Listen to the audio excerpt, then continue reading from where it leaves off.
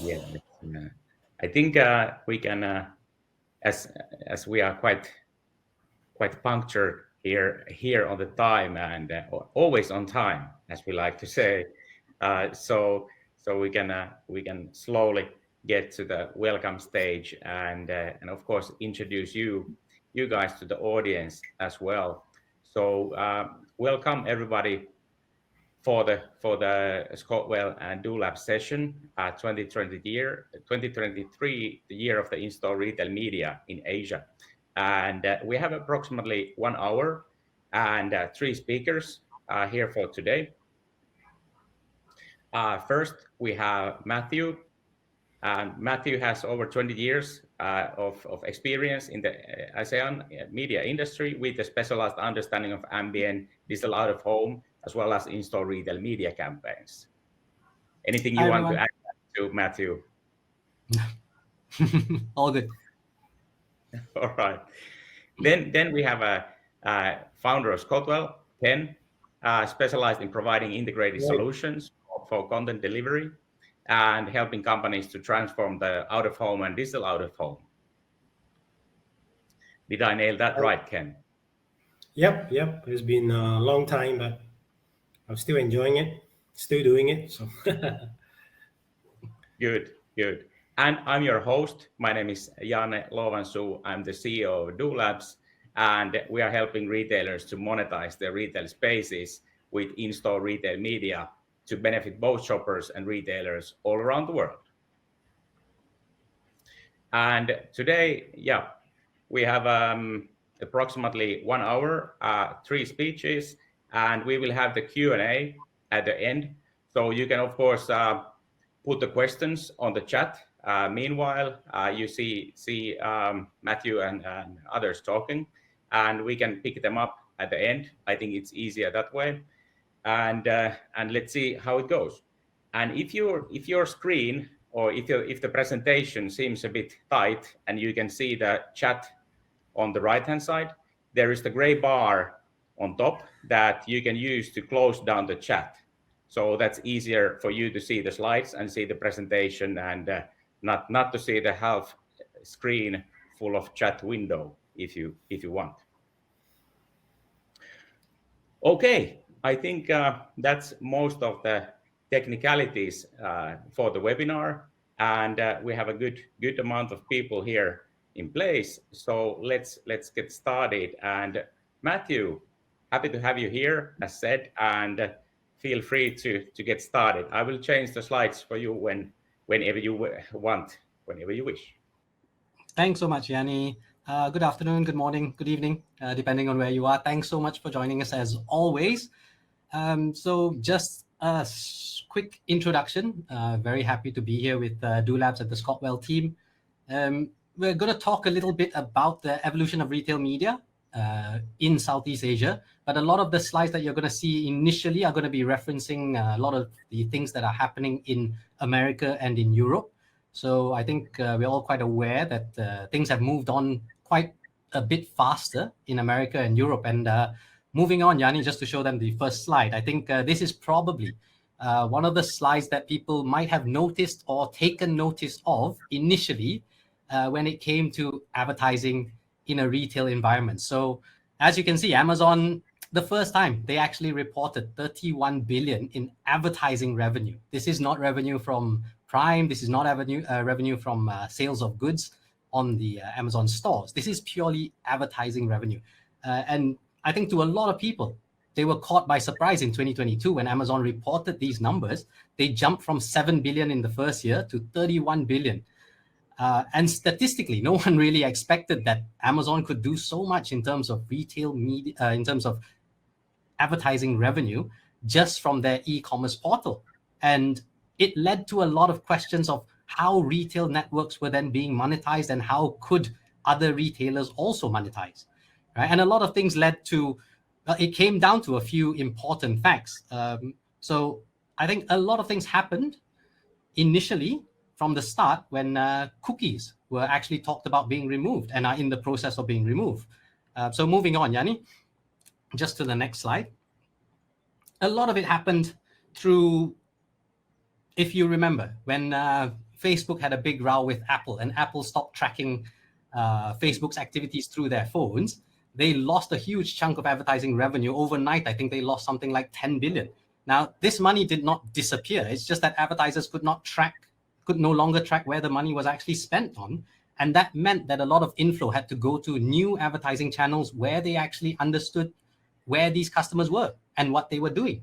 And what they finally discovered is that retailers could actually see habits based on trends that the retailer had. So whether it meant customer data, whether it meant customer trends, whether it meant sales data, e-commerce retailers and brick and mortar retailers actually had a lot of information about their shoppers and how they were shopping. What was missing was sort of the avenue to use them to advertise. And traditional media meant that we would traditionally go into a brick and mortar store, put up advertising banners and things you'll see coming up. But that wasn't efficient enough during a time like COVID, where it was booming online and all the marketers needed new advertising channels to sort of penetrate these new customers. So retailers became very important because of their first-party data. Programmatic advertising also, as it went online, has now shifted to also include out-of-home tools and assets as well. But that meant that they did need to have data associated to it. So when they did do this study and they asked customers, what's the most important thing that you're trying to get? It was actually first-party data. And just understanding who these customers were and how people were advertising meant that more advertising dollars were flowing into retail media networks. Moving on, Janne. Mm-hmm. So just to give you guys a benchmark of where we stand in Southeast Asia, on the left is actually a chart showing the e-commerce versus retail sales in America. And as a percentage of retail sales in the US, they've sort of reached, they predict that by 2026, you will reach about 24%. And they do feel that in McKinsey's report, they reported that at about 26%, that should be the height of e-commerce sales compared to brick and mortar retail sales, simply because of habitual trends. Unless a major event happens similar to something like COVID to drive e-commerce sales up, people still enjoy the fact that they like to go out and shop, right? We still like to go into stores. We still like to browse and impulse buy. And because of that, 70 to 80% of general sales will still happen in a brick and mortar store. And as you can see in Southeast Asia, our e-commerce penetration at the moment stands somewhere between 7 and probably 15%, highly dependent on which category you're in, which subcategory you're in, what type of product you carry. But in general, we are probably around the 10% mark currently, which leaves a lot of space for the e-commerce as well. But it also means that brick and mortar still play a crucial role at about 90% of all sales. It's still going through physical stores. So I think what customers really want and what retailers sort of really have to deal with is this feeling of customers coming into a store and wanting to have that feeling that if I shop online or if I shop in your physical stores, I sort of get the same look and feel and sort of sense of shopping. And that's a tough thing for a retailer to do, although they are all sort of merging and trying out new ways to reach that point where you have a seamless sort of journey through a shopping environment, regardless of physical or online. And that's, I think, the current stage we are sort of at the moment. So just to give you a kind of idea of the size and where we are, we'll look at the next slide. So as I've been saying, the brick and mortar stores are really, really important. Modern grocery, meaning supermarkets, modern chain hypermarkets, convenience stores. If you look at this chart, on the top right, you'll see Japan, Singapore, South Korea, right? Very advanced countries. You're very developed. And basically your penetration through these hypermarket, supermarket chains has already touched probably 75 to 85% of your total market. If you wanted to run a campaign, for example, and reach 80% of Singaporeans, you could technically do it if you had the right network of media throughout retailers in Singapore or Japan or Korea. And that's, for them, an ideal place to be at, where retailers want to penetrate as much reach as possible. Because, of course, the retailer's business is always the more people you reach, the more you sell. And of course, for advertisers, that's quite similar. But if you look at the big circle and where all the other countries in Southeast Asia sort of fall, we are all sort of, with the exception of probably Malaysia and Thailand being close to 50%, it still means that a lot of these retailers, whether they're convenience stores, supermarket chains, hypermarket chains, there's so much room for them to consolidate and still grow up till they reach that point of 70 or 80% of penetration in the country. Now, of course, in certain countries like Philippines, for example, or Indonesia, geographical problems become an issue. It's much harder to scale because of the distance of the stores, much harder to synergize stores that way. However, over time, as we get better with delivery efficiency, supply chain management, and things like that, you will see that retailers will consolidate probably over the next 10, 20 years. And hopefully, across all these bottom countries, whether it's Thailand, Malaysia, and we've seen some of these happening already, Cambodia, a lot of retailers will start to merge and consolidate within themselves to get better efficiencies of costs, to have better deals with suppliers, and also to manage advertising dollars in a different way as they see media becoming an important part of their revenue streams as well. So important to understand, I think, that in Asia, there is so much room to grow in so many different areas of retailers, not only the online side, but also the brick and mortar side. And we're continuing to see that kind of growth. Moving on, Janne. Mm-hmm. Thanks. So again, just to give you an idea of where we are, if you look at the third last row, where Singapore is at the moment. And Singapore is probably, across Southeast Asia, at least, the most developed country. Their hypermarket network, their modern chain, modern retail stores, again, are very, very high. If you compare that to Myanmar right at the bottom, where 98% of their stores are still traditional stores, mom and pop stores, you can sort of see that there would be so much growth in these developing countries to open chain stores, new chain retailers who would then dominate the space. And I think a lot of them are already expanding into this space. But this chart sort of gives you an idea that we are not even close in a lot of these countries to the peak. And we do have advertising revenue already falling through retailers at the moment. I think the question now is, how can we do it in a much more efficient way, where the media owners get to make something out of it, the retailers obviously get to make something out of it, and the brands, whether they are FMCG brands or non-FMCG brands, can also take advantage of this channel to reach a mass amount of people very quickly. So I think these are all opportunities that we see coming up in the next 3 years, 5 years, as this market develops. And it's a real opportunity for advertisers to get excited about the market and to see how they can actually work better with retailers' third-party data and making use of that in all kinds of different partnerships and angles. Next slide, please, Janne. Mm-hmm. Thank you. So a lot of people would say, hey, the money is finite, that if it came from somewhere, somebody's got to lose for somebody else to win. But it's quite ironic if you think about it. Advertising spend has actually grown leaps and bounds. And if you think of the first wave of internet advertising decades ago, it's sort of where we are now with retail media and the data that the retailers sort of have and are not completely sure of what to do with yet. Right? But as the internet boomed many, many years ago and people understood cookies, tracking, and data, the advertising dollars sort of flew into that as well. And of course, that meant that you could justify ad spend better. Advertisers knew exactly where their money was going. And it became very good for them to justify campaigns, as agencies did to their clients.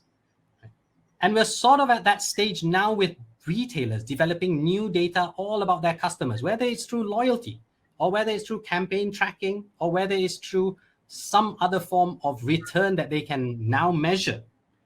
You're likely to see a huge influx of new money being poured into these retailers just because they understand their customers a lot better than any other e-commerce player might. So in this study, again, done in December, just 3 months ago, they asked all kinds of clients across the board, where would the money come from? And a lot of it was new spending, brand marketing, digital marketing funds going into retailers, whether that's an e-commerce retailer or a brick and mortar retailer, but also there would be some shopper and trade marketing money, which was already there, and that will continue to increase. So I think as we see this potential, we see so much opportunity for retailers and media owners to start to digitize their stores in a different way or in a better way. But I think this is the key, right? Hoping that you would put up screens and suddenly sell, I don't think it's that simple. And DoLabs is here sort of to help that process along the way. I think that was a good good point of understanding that it's also more about than just the screens, because as you mentioned, the measurement and reporting and everything that goes along with that wave, I think it's pretty important, because without those, you don't have any idea that what was the impact. So you are good points there. Yeah. Sure. So on the next slide, Janne, if you don't mind, you'll also see that we have this sort of mentality that if an advertiser is going to spend money in a retail store, whether it's a 7-Eleven, whether it's a Tesco, a Lotus, or Walmart, or whatever it may be, that they have to be a fast-moving consumer good or consumer goods product. And you start to see that that's not necessarily true. Right? Because as the data becomes richer, you start to understand that car companies, banks, and non-FMCG brands could actually use a lot of the data that the retailer had to actually target their customers better as well. And you'll start to see that across categories, whether it's consumer electronics, whether it's apparel, whether it's FMCG or non-FMCG goods, whether it's beauty products, they can understand how consumers buy, their purchase patterns, and they can understand trends of what's important when. So again, it's going to be critically important that the retailer understands how to monetize their data, but more importantly, to put it in a format that is easy for brands to actually use and consume. Right? Making it difficult, obviously, is going to be, it was the name of the game for the last 20 years in how you would execute retail media campaigns. So the real question now is, can we make it easy? Can we make it seamless? And can we make that a process where advertisers actually can return and see a quicker return on investment? And I think that would be the big key.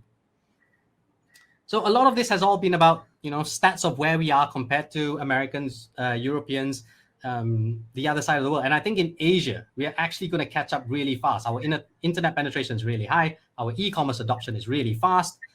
But what we really need to do is get the physical stores up to a standard. So what does the current store look like? Janne, moving on. Just to show you. Right? If you walk into a general hypermarket, supermarket, at the moment, you'll probably see things like this. Right? You see things sticking out of the shelf, and you'll see stickers, you'll see wall banners, you'll see traditional media. I think 80 to 90% of all the media in supermarkets, hypermarkets, convenience stores, shopping malls is still things like this. And a lot of it, again, has to do with transition times, right? As the advertisers are ready to digitize, ready to lead in with new marketing materials that can be in a digital format, retailers then have to be ready to accept this, but in a right way where they can actually show that it actually means something. So if you can imagine, at the moment, buying a campaign like this to put something on a shelf would mean that you would need to understand the store layout. You would need to understand a lot about your customer journeys in the store. You would have to understand a lot about your traditional media buying patterns. And of course, the process might be slightly more tedious. It's not that this kind of advertising doesn't work, but the purpose of it would be to dominate your category. It would be to really excite people who are walking into your aisle. But a lot of times that may mean that you're missing a big chunk of customers which may want to buy media for general purposes. And I think there's two real markets that we can address. So without even getting into, I think, the understanding, and a lot of people probably at this point, if you are in media sales, you probably understand that you're probably finding it slightly harder now as the years go on to sell these kinds of traditional media formats. And agencies, brands alike will be coming back to you with feedback saying, hey, my budgets are getting a little bit tighter. It's a little bit harder, right? And to understand why this is happening again, you really need to understand how the market is evolving. Janne? So, moving on. So a lot of these digital media players, when it comes to the e-commerce part, have moved much faster ahead. Right? Because e-commerce platforms, again, can be developed independently online. They were probably redeveloped during COVID. But it also meant that media agencies, changed the way their buying habits happen too.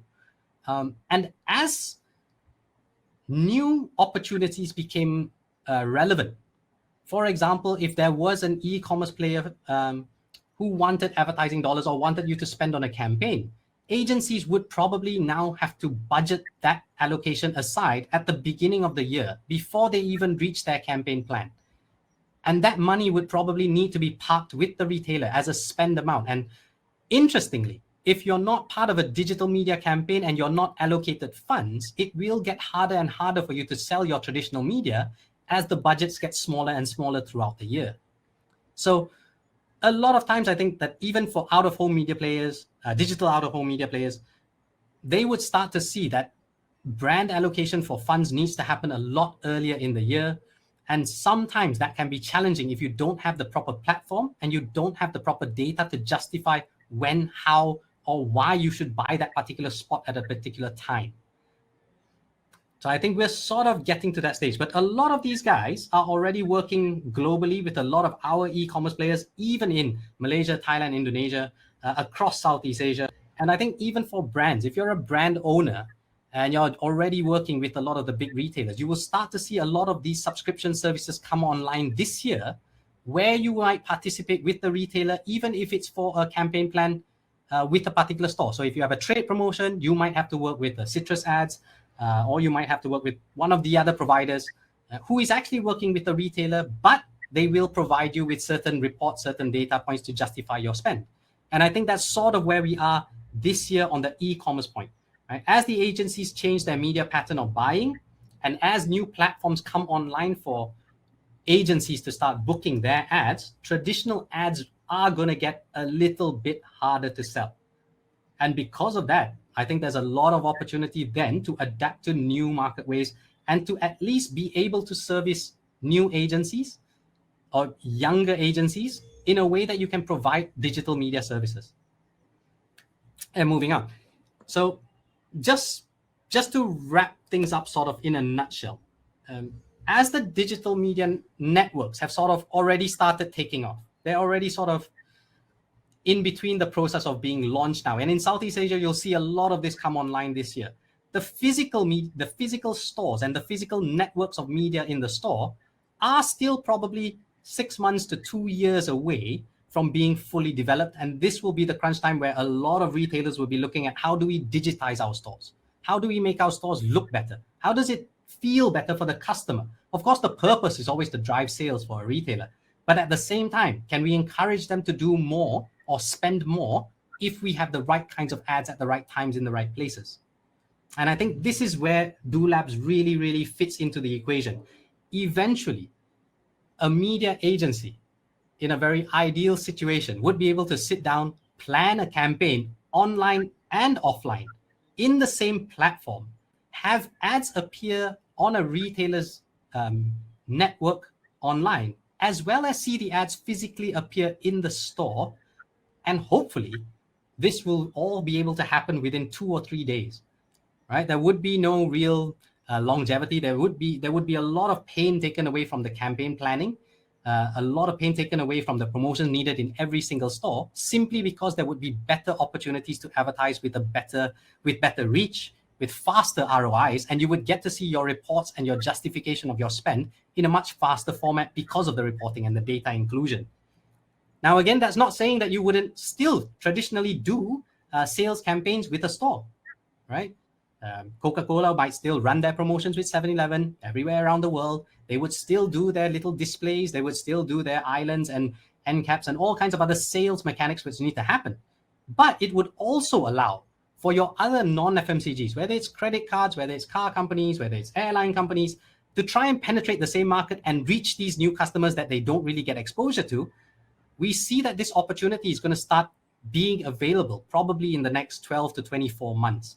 And I think this is a good time, if you're looking at it, to start understanding how programmatic in a store level or in a digital out-of-home level would be able to compare to an online programmatic buy. And I think this is probably the most exciting space we are in at the moment. And I'll probably have to pass it over now to Janne to explain more about the DoLabs platform and how they really help in the implementation stage and understanding the data of the customers, the analytics, and all that. So thank you very much.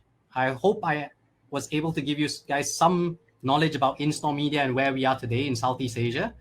Look forward to the next one, and I'll pass it over to Janne. Thanks, guys. Thank you so much, Mathew. Really great slides and really great information. I think that's super helpful, and it's good to understand that different regions, different parts of the world are in different stages. And as you mentioned, I think that Southeast Asia is well positioned to kind of move faster and take the best practices that have been in place in other parts of the world. So you don't have to reinvent the wheel, but you can pick the best things of both worlds, so to say. Exactly. And here is Mathew, your contact information, and while other speakers are presenting, feel free to think about questions to Mathew and rest of us, and put them into the chat so we can come back on the Q&A and answer your hard questions there. And we will be, of course, sharing these presentations with you listeners as well. So you will get the sources and links and the decks so that you can use them in your own business presentations if you want. Okay, moving on. So DoLabs, it was referred with Mathew's presentation. What on earth is DoLabs? We are a fully integrated platform to monetize audiences with the media sales and campaign targeting automation in stores. And that's kind of the big difference compared to online world. And we have been around for now a couple of years, and half of our team comes from the online marketing and half of the team comes from the digital signage. So we understand kind of the both worlds, and we aim to automate the data-driven buying, selling, and delivery of in-store advertising. So just kind of to support or recap, as what Mathew said, in the other parts of the world, also in the US, the retail media outpaces traditional forms of advertising. And in this picture, we are now looking television, radio, and print. And compared to those, the retail media is really taken off and has been taken off the past 3 years. And I think that we haven't seen nothing yet. So the growth curve will stay quite in a quite good way for all the players in the field. And of course, we have probably everybody's been reading about the Walmart and other big retailers and what are kind of the amounts of advertising revenue, even that they have just gotten started. So we do believe that there's a big change happening, and the digitalization is of course the driver also on the in-store side. There was also another study that 87% of Asia-based marketers are looking to invest in retail media into 2023. So it is happening right now, and I think that's interesting to see that how does things look in 24. What has been the real transition when we get those numbers in within a year. Another thing is that the retail is starting to understand the true value of the first-party data, like here, a case of the fair price. And I think that it's crucial to understand for retailers that data used for targeting, it is not your most secret POS data. It's rather best sales hours per category for different audiences. So you don't have to, you don't have to give out all the sales data to all the advertisers. That's not the idea here. The idea is to utilize the existing data, the first-party data that the retailers have, to make better campaigns for the different advertisers. And yeah, we believe that the retail will win the advertising game because of the closed loop. So there is the shopper data, there is a way to create premium audiences and to present those ads on the point of purchase, and also measure the impact on actual purchase. And this is something that on the ground floor with the stickers or posters hasn't been that possible yet, but now it's becoming more mainstream. So as I mentioned, in-store is where we operate, and we believe that the in-store will beats online. And here you can see the US monthly audience reach in millions. And you can see that there are a lot of the US based retailers here. And the black bar is the digital audience that they are reaching through their online channels, and the red bar is the in-store audience. So it is quite clear for everybody that the retailer actually reaches more people in store, both in the States, in Asia, in every part of the world, than they mostly do online. And this is quite interesting because this haven't been in the talks, even that is this obvious. So how to leverage this opportunity then for in-store? And why do you need another set of tools? Well, the basic fact is that the online marketing is one-to-one. It's on your mobile, it's on your laptop, and so on. But in-store marketing is one-to-many. It is the screen on the store, might be shelf labels that are digitalized, or some larger screens or LED walls at the back of the store. That is one-to-many. And in that sense, you need to have a different ways to measure, deliver, and work around the campaigns when it's not one-to-one marketing anymore. And that's what we have built in DoLabs. We have built a digital signage solution for in-store retail media for retailers to be able to monetize the audiences that they have on the screens, stores with the screens. And kind of the big difference with our platform is that other systems here on the left, I would say that most of the digital signage CMS products work in a way that you create a loop of ads that runs the whole day, and same ads are shown to everybody. Then again, with our targeting engine and utilizing the retailers' data, we're able to target different campaigns to the right people on the right stores, on the right days, on the right hours to reach those different audiences. And this is, of course, a big difference to advertisers because they will get less waste. So the campaigns will go to the right people that they want to reach. And of course, you can fit more campaigns to the same amount of screens because you are not running the same campaigns 24/7. And this is kind of the thing that we have built and trying to get across that the targeting is quite possible on the store floor as well. On the end result, it might be that there are digital out-of-home campaigns, like here on the right, that is a video campaign, but you can also do sponsored products.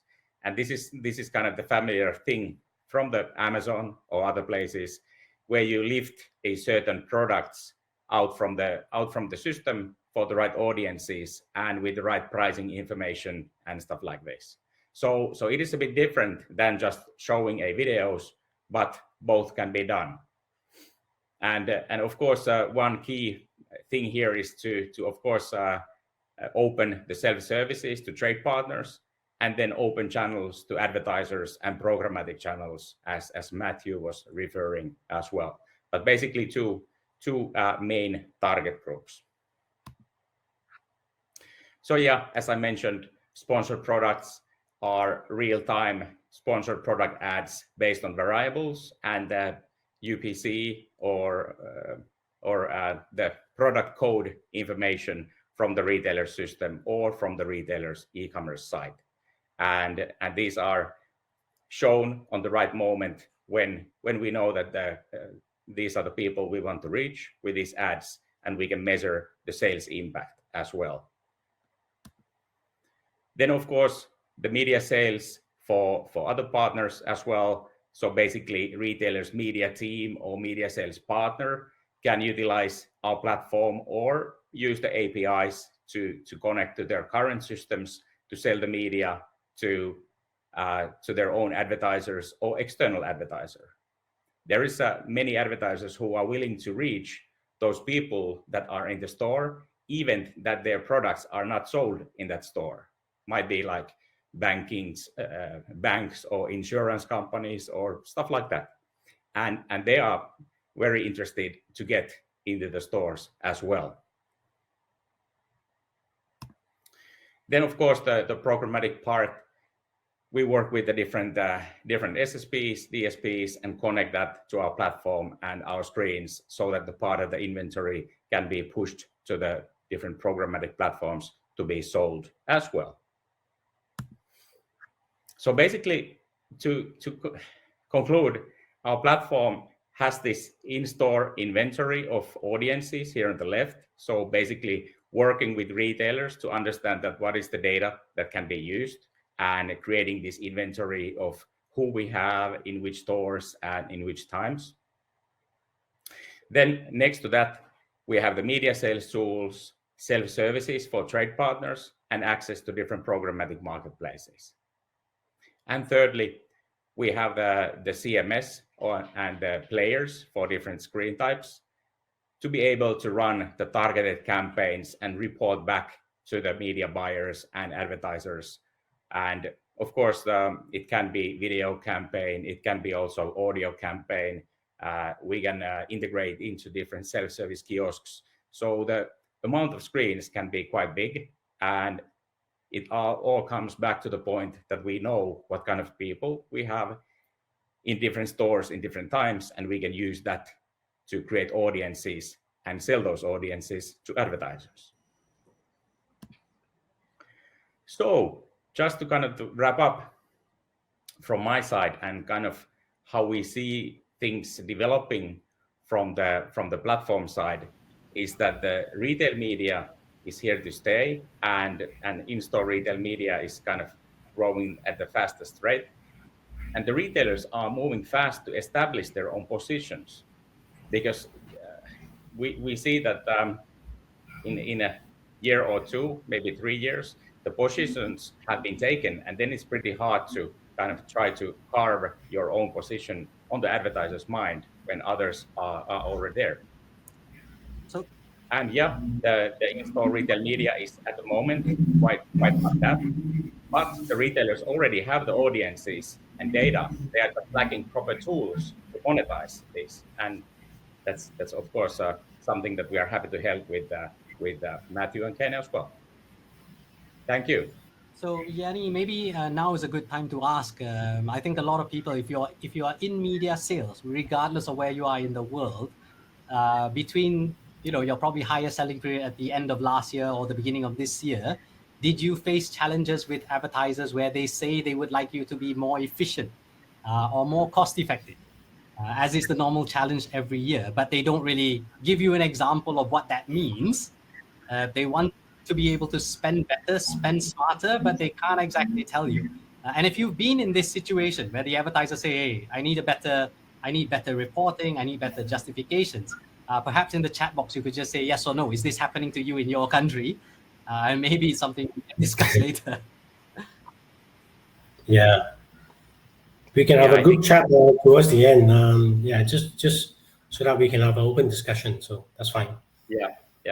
Yeah, that's definitely good question to ask from everybody, and feel free to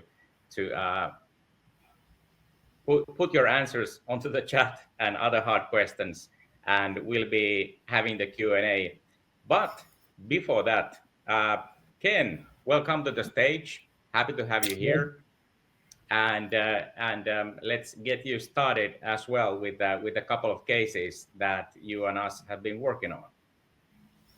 Okay, thanks, Janne. I think I think Mathew has given you guys a very good basis of the status of ASEAN market, as well as the growth potential, which we all believe is tremendous. Now, if you look at the advertising for the online world, programmatic has been happening in the online world on a daily basis. From like 7 years ago, it was starting from nothing. And within 7 years, actually grew to 70, approaching 80% of all the ad transaction online is happening through programmatic, right? And that proved to be a very successful platform, profile-driven, data-driven, very accurate campaign, measurable. Advertisers love it. Now, the next era, we believe, is coming to the out-of-home, right? Digital out-of-home. The problem is that for the digital out-of-home, there is not much data if you look at the street furnitures and all that stuff. So I think a lot of people like high styles and all that. I think they are working with the streets and all the furnitures outdoor, etc. But I think the key component to be successful in doing automation as well as programmatic is to be able to have very detailed and accurate data. And that is precisely the reason why DoLab has chosen to focus in the retail sector, because for the out-of-home, retail sectors have clearly mentioned as by Mathew and by Janne, they have data, they have point of sales data. Those are absolutely believable and accurate data.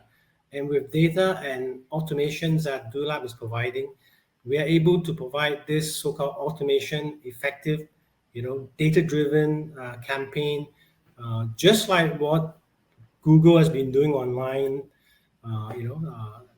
So now let's have a look at the DoLab. Now, I'm not going to spend too much time talking about this. A few slides talking about DoLab as a company and what have they been doing and the kind of reach they're able to reach out to in the last couple of years, in a short couple of years. But more important, if you look at my slide, it's a proven solutions, right? So a lot of people, especially when they start going into a new business, they're afraid. They don't want to be guinea pig. But we assure you that this is a solution that has been proven to be very successful in the Nordic countries. And now Janne and his team is moving it into has been working with North American companies, European, Middle Eastern companies, and we are glad to be able to work with them for the Southeast Asia and Asia market. Now, if you look at it, within the past 2 years, they have already 5,000 or more in different category of retails, right? Janne, moving on. Mm-hmm. So, for example, of course, the core of their successes is in the retail supermarket chain. So this is one of the prime example. S Group is one of the biggest group in Nordic countries. They have the largest retail store in that area. They have, within the space of 2 years, they have grew from nothing into more than a few thousand, and they are happy. They're expanding, actually. Moving on. Then different category, but then again, point of sales data, lots of audiences and so on. And in the Nordic countries, they have about 1,000 plus retail or petrol stations. Shell petrol stations are using that as well. Moving on. Then, of course, audiences. Of course, in the cinema chain, they have lots of audience, and they have many digital screens all around the facilities, whether it's inside, outside, ticket areas, and so on. Then again, just like what Mathew was saying, coupled with e-commerce together with the actual physical stores, they've been successful in deploying DoLab's technology together with e-commerce platform into this space, which is something that we have a lot here in Southeast Asia. And of course, we'll be glad to work with you and the agency to see how we can open up our market in this space as well. Moving on. Last but not least, in the hotel chain in the Middle East, there was some customer. Then, of course, there will be tons of tourists going into the region with different profiles and so on, which definitely are interested by advertisers. Main reason is that the hotel chain have all the hotel guest information. So these are the useful information that the advertisers and campaign people are looking for. And then as soon as they have a reach or a match, then of course the DoLab engine will be able to push the right ad to the right audience. Okay, so that gives you a flavor of what DoLab has been doing and in the past couple of years. More important, as I said again, is a proven solutions. Moving on. Now, in the ASEAN region, Scott has been working with DoLab in just short spans of time. I think the last 6 months or so, Janne, right? I think we started sometime last July or August timeframe. But what we like about DoLab solution is basically, as I said before, it's a proven solutions. I know we've learned that automation, the programmatic is actually a well-known phenomenal. It's been very successful. So now we look at how they've been doing successfully deploying into the Nordic countries. We see the similar retailers and those kind of target customer in the ASEAN region, and they are absolutely untapped, and we see tremendous opportunities. Now, moving on. And then during that time, in the past 6 months, we go into a further engagement, and we sign a so-called exclusive contract to handle, that allows ScotWell to handle the business for Dulab in the Southeast Asia, Greater Asia region. Moving on. So in this, in the past 6 months, I think we've been working with customer directly, but we also be interested in working with all the specialists, all the retail marketing specialists, companies such as Shoppers, such as Ag Medias in different countries. They have been well entrenched in helping all these retailers to do all these traditional media within the stores. They know what the retailer wants. They are absolute experts in this marketing campaign. When we start talking to them about the Dulab and then the automation, they love it. Then we have we are continuing discussions, and we are in various stages in engaging different customers at this point. Apart from leveraging on some of the specialists capabilities and contact, we are engaging to customers directly as well, and these are some of the examples in different sectors. Retail obviously is one of the areas that we are focusing in, but we also see other areas that, as long as huge audiences, then we can have clear data to identify those potential target, those category of those sector will be of interest to us. Yeah. So we'll continue on. I think I'd like to share with you a couple of references or success stories before we close. Janne? So one of the early adopters within the region is at the airport. We have spoken to the company KLIA TV. They have a large network of TV within the KLIA 1 and KLIA 2 at the KL International Airports. Yeah. So they have looked at it. They are doing the traditional way. They are selling just like what Janne mentioned, the traditional way, the looping. They buy per block. Each block is looped per day, per week, per month. So with that basis, they have very limited so-called asset to sell because you are limited by that loop. But when we tell them about the opportunity in utilizing the tons of data that they have, they know the number of people are coming in, where they're coming in, the people are leaving, whether they're business travelers, tourists, just general travelers, etc. So there are a lot of data related to incoming and outbound passengers. So we told them about the opportunity in using automations, and they love it. And then if you look at the statistic on the right-hand side, you have 6 million people coming through the airports, right? Today, KLIA TV not only have concessions for KLIA International Airport, but they have concession for Penang, they have concession for KK, Kota Kinabalu, Kuching, as well as Langkawi.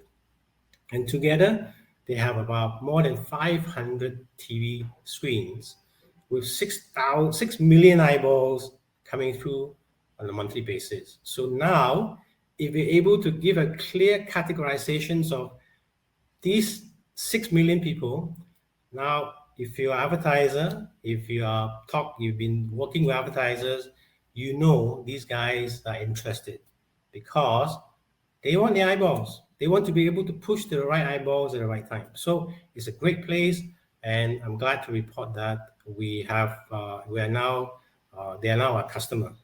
Have extensive network of more than 500 TV across 6 airports.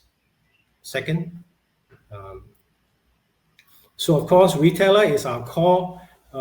We have been working closely, direct and through partners, etc.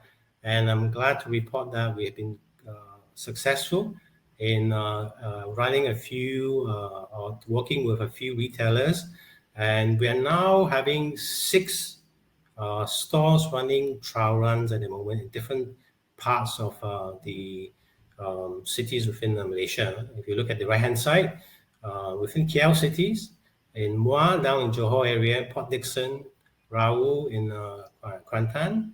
Then, of course, in the northern region, we have Teluk Intan near Ipoh, and then all the way up to the further north, just I think quite close to the Thai border, Sungai Petani. Again, like what Mathew has mentioned, those people, retailers have been very active in using e-commerce. And then, of course, when they actually hear about the opportunity, they see the benefits in actually the complementary benefits in having the physical presence within the store, so that when the customer visits the store, they will have the same experience. Okay. So the amount of excitement and the interest has been tremendous. We're excited that we within a short space of time we're able to have 6 stores. I think together as of now we have probably around more than 400 TV running at the moment. So I'm pretty excited. I'm looking forward to see if we can work with you. If you're interested to have a more in-depth demo about how our system works, how we're able to categorize, how we're able to do targeting, etc. Myself, Mathew, and Janne will be more than pleased to provide that live demo to you, as well as more detailed information about what we do.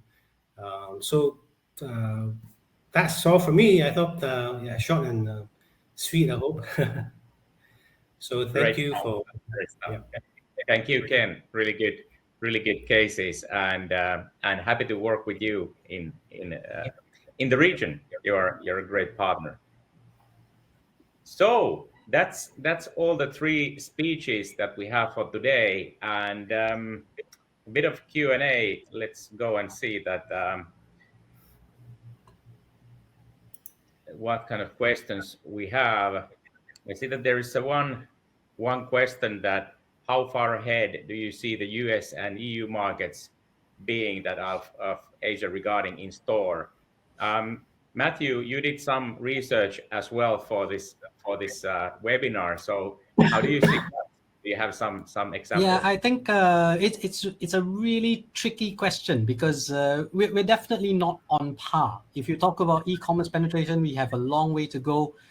However, digital penetration, we are way ahead, right? So Asians in general, which is the funny thing, in Asia generally, it's known that probably everybody has about 1.5 phones or 1.5 phone numbers per person, right? And in terms of mobile penetration, we reach something like 90% with data, right? So we know, for example, in Malaysia, in Thailand, Vietnam, we're all hyper connected now, right? However, that doesn't mean our shopping habits follow along the same path. We may not be as comfortable purchasing certain products online, or, to be more honest, I think it's that we enjoy physical shopping a lot more. We actually enjoy the process of going out and browsing, and going to malls in Asia is probably a highly productive weekend activity. So it's quite strange. If you talk about how far behind we are, if you talk about the stats, well, in America, e-commerce has reached 24%, and in general Asia, we're probably about 10-12%. So we're about halfway there. It might take us about 2 years to properly catch up on e-commerce. I would think that's probably firstly. But will it ever really catch up to the high watermark of 26% or even 30%? We may never in Asia, right? Simply because of the culture of the way we like to, spend our weekends in malls, or the activity of just enjoying shopping a bit more. It's probably not as difficult. And it's part of a weekend activity. So I would think, if you talk about reality, if you talk about media buying per se, then I would say we are about 2 or 3 years behind, simply because the media doesn't exist yet. The opportunity is not there yet. So the faster we can roll out a lot of these solutions, I think on the tech side, the booking platforms are already ready. Media agencies and advertisers would probably already, if there was an efficient way to do ads on a mass scale, they would probably already do it tomorrow. right? But I don't think we are quite there yet with the data acknowledgement, with the understanding of how to actually deliver the reports. A lot of that is probably going to be in the next 12 months of learning. And then post that, probably in the next 2 years, we're going to see a lot of development in the media buying side in retail stores. But when it comes to e-commerce shopping, I think it's highly debatable when we will ever get there. But I don't see, to be honest, I don't think Asia in general will be more than probably 5 years behind in totality, if I had to make a guess. And of course, yeah, please go ahead. Sorry, I think in terms of programmatic, I think we are all at the starting block, whether it's in the US and EU as well as Asia. So the statistics says that US are projecting to be reaching about 3% programmatic out of our entire ad purchase in US and EU. So in Asia, of course, we're quite close to zero. So they're not that far ahead of us in terms of the programmatic space. Right? That is true. If you actually that in many cases, people in many cases think that the programmatic is kind of the instant solution. But what we see a lot is that advertisers need, and retailers, of course, they need tool sets to do something before the programmatic takes over. And that is something that the trade partner self-service and these kind of tools help the retailers to start making money today, and not after 2 years when the things have been catched up. And that's, I think, are some kind of solutions for the problems that, because otherwise everybody is just waiting and nothing ever happens. I think the other very important thing to think about is also that in Asia, we may not be so protective of our data, our personal data. So if you think about loyalty card memberships or joining a retailer's program, I think it's quite easy for us Asians to take part in these and allow them to track us or allow them to understand us for better promotions. So in that sense, we may be more liberal with giving out our personal data to a retailer who may be able to monetize it in a lot of different ways, a lot faster than they can do probably in the EU, for example. But a lot of that data collection is just, again, being utilized now as part of media programs. So where they may have where retailers may have used it before to track sales or to track trends, it is now becoming much more important for the media side and for the advertisers to understand how these trends are also impacting them. Yeah, and just kind of to conclude on that data gathering, that our platform, for example, is fully GDPR compliant. So we don't utilize a one person data. It's always audiences and kind of larger groups. So there isn't that kind of a privacy issues. But yeah, let's have the last question we have from you to Ken. Ken, you're probably seeing the chat as well. Yes, I'm seeing the slides from Yves. Yes, Yves. Yeah, no, we have not at the moment. We would love to. So I think we will send you. Do contact us. I think we can trying to work together. And as I said, we can have a separate sessions to understand your requirements. Then of course I will see how to propose solutions to your needs. Yeah, and now we just had probably the last question for today, but let's have 2 minutes for this as well. So Nova is asking that what would be the operation logic for the advertising? Who will buy the screens? Who is doing the CMS? And who is doing the installation?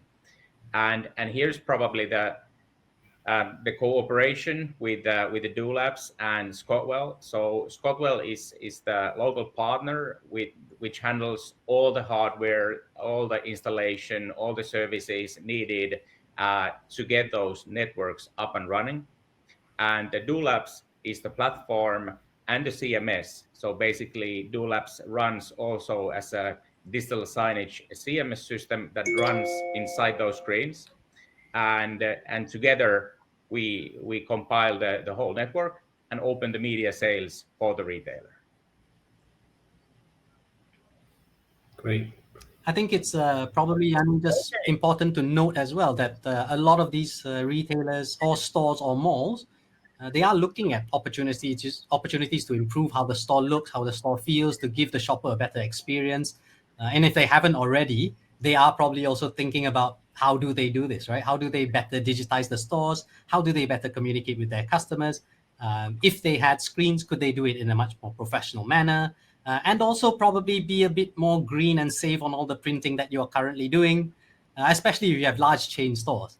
Right? At some point, the cost efficiencies of printing, delivering, managing all these things, and then tearing it down, throwing it all away, may not make so much sense as you move forward in the digital world. So we also hope to see a lot of retailers or a lot of media owners look out for ways to digitize their stores and improve the customer experience, and hopefully they can do it with us as well.